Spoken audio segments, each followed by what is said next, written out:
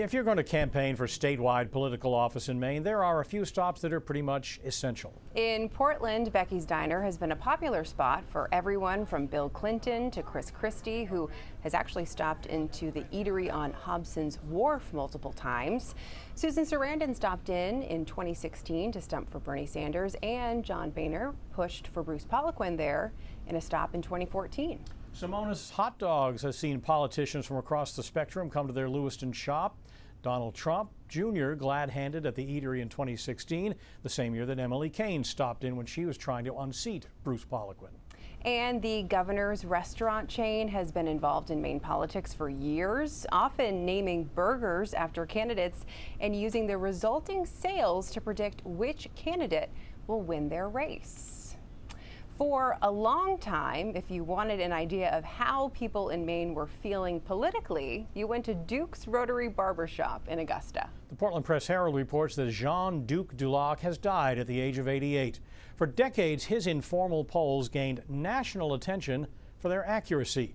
In 1996, the armchair quarterbacks in his shop shared their take on Bob Dole's chances against Bill Clinton. I can't believe what he said about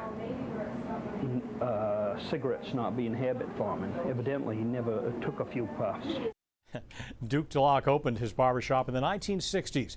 It was his prediction of independent Jim Longley winning the governorship in 1974 that first put him on the political map. Dulac's was the only poll that showed Longley winning.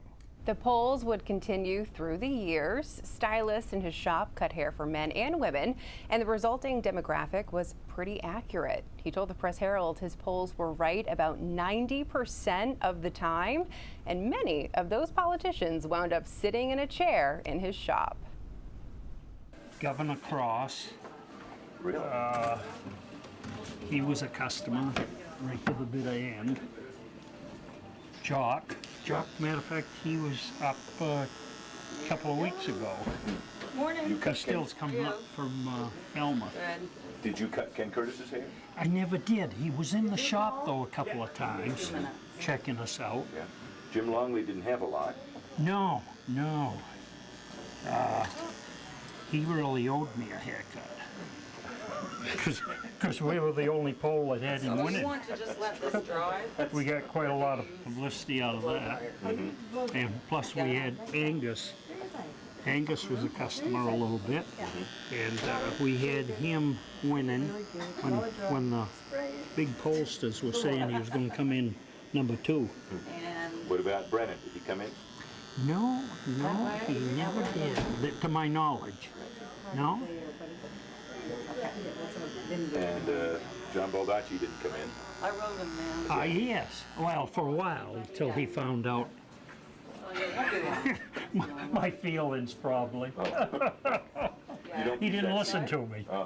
You know, see what a mess we got in? Duke Dulac certainly saw a lot. We're back after this.